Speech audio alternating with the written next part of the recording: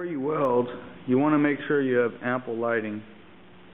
This helps a lot in making clean welds because you're clearly seeing where you're aiming the wire and it's going exactly where you want. I then want to test my settings with the same gauge of metal I'm welding in. It's 18 gauge, so what I'm listening to is the sound. I already know the voltage is at the right settings, so now it just comes down to sound.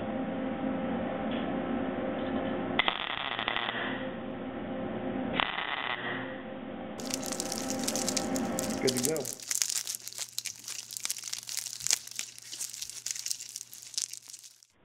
Here's a neat little welding tip. When you're welding tabs like this, you're going to have trouble putting welds on the edge. The metal's just going to burn right away, so I use copper backing. So I can weld all the way up to the edge and it'll build, and in the end it'll look very nice. To do a plug weld, I want to make sure that everything's clean, deburred, and there's no paint even on the edges of the hole. And I want to make sure it's tightly mated against the surface. When I'm plug welding, I want to weld really hot. And if it's smaller than 3/8, I want to start at the center. And when I feel it's going to droop or burn through the back, I make little circles or oscillate my aim. And that keeps your puddle up so you don't burn it through. When you're welding on vertical surfaces, you want to time it so when you think it's going to droop, that your circle is at the top of the hole. And if you don't do that, you're going to have a saggy plug weld and it's going to look gross.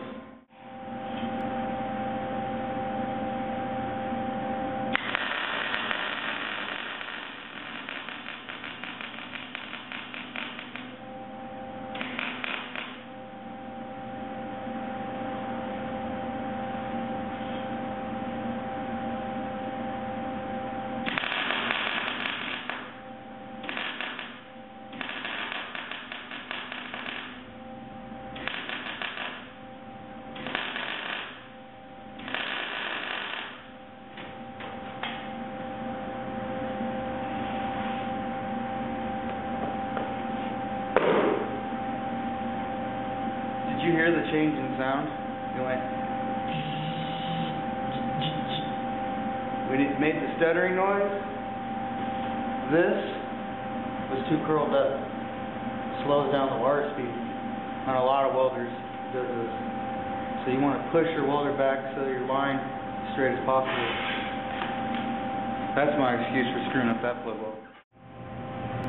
Now that we're done, here's a good look at the plug welds.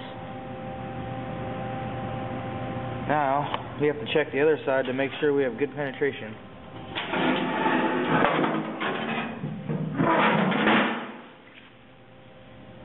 And there you have it, good penetration. Very simple to mix feather fill. You got 128 ounces with 4 hardeners. 128 divided by 4 is 32. So a full one of these will handle 32 ounces of primer. Divide that by 4 and you get 8. Each line equals 8 ounces. So for 26 ounces I'd almost put this whole thing in.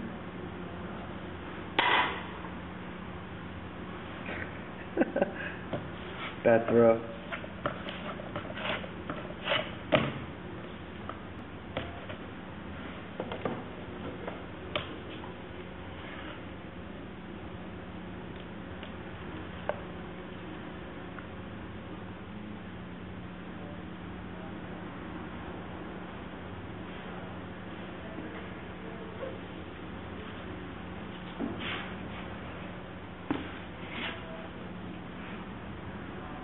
Eight, 16, 24, 32. So you'll be right below this line because it's 26 ounces.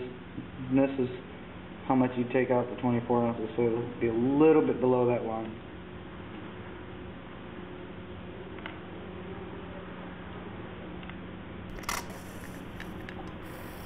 Obviously, before you start mixing in the hardener, you should make sure you have all your edges scuffed, you have it blown off, and it's ready to go. I'm also going to be using a 1.8 tip, which I really like. I don't think there's any need to go over that. And I put a little bit of lacquer thinner in it to thin it out, so it'll come out the gun really nice. You don't have a cap. I usually like putting it in with a cap, but go ahead and do that.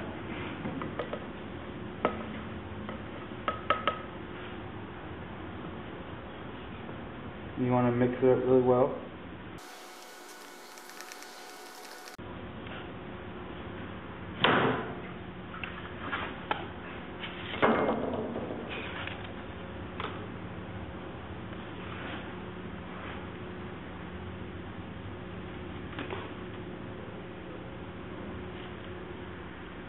And throw it in your gun.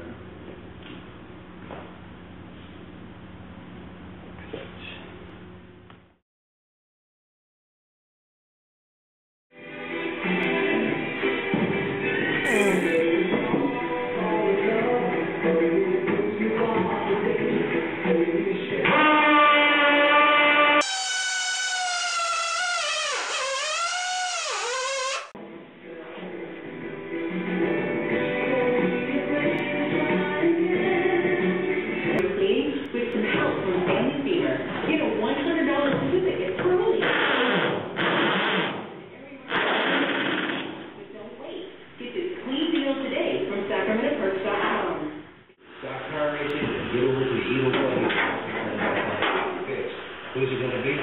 Dale Earnhardt Jr., Kevin Harvick, five-time Jimmy Johnson.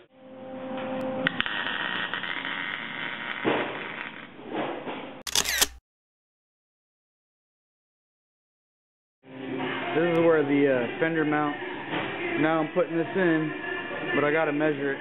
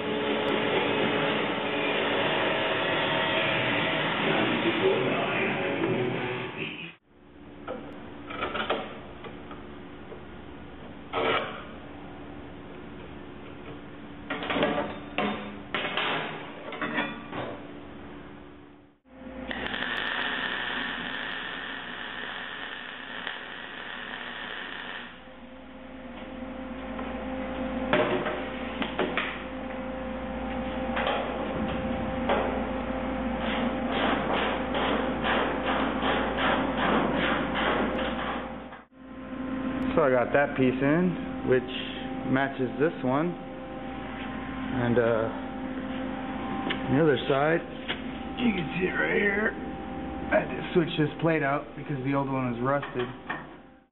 As you can see, I also got the step in there. To do this, I basically just drilled out every single hole, so that left me with doing the plug welds from this side, and also doing these from the back side. You see down there?